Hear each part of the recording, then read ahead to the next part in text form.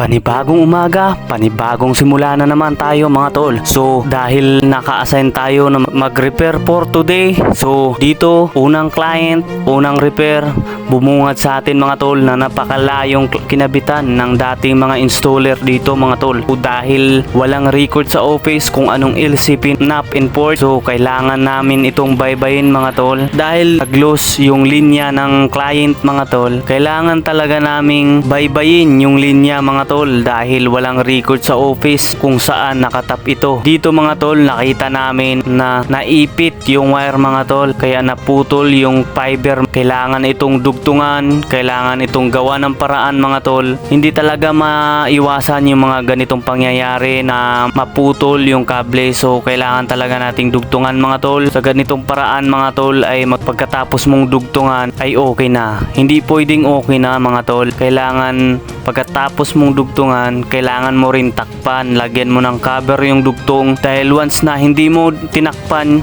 ang dugtungan nito mga tol, kung hahangin at uulanin, babagyuhin, ay may posibilidad na mag-lose ang connection to yung proper na paglagay ng dugtungan mga tol. Kaya kailangan ng kabiran, kaya kahit anong bagyo pa man ang dumating, hindi ito matitibag. Syempre kailangan nating alagaan at pag-ingatan ang linya ng ating mga mahal na client. Kailangan talaga nating ingatan katulad ng pag-iingat ko sa kanya.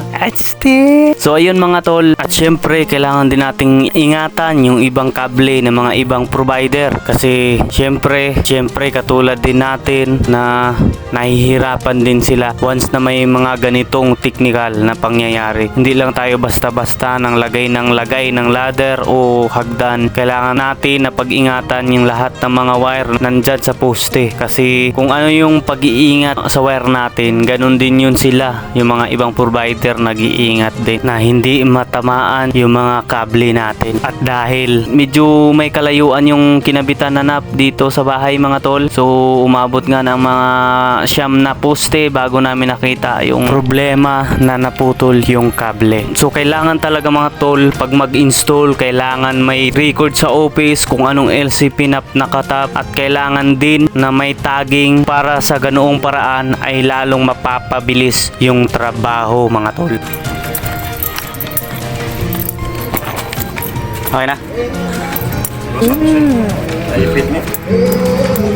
So another successful at masayang ngiti ng kliyenta naman mga tol, dahil bumalik na ang kanilang internet connection. At dito mga tol, dahil medyo terik yung araw, ay binigyan tayo ng malamig na tubig, samahan pa ng matamis na ngiti.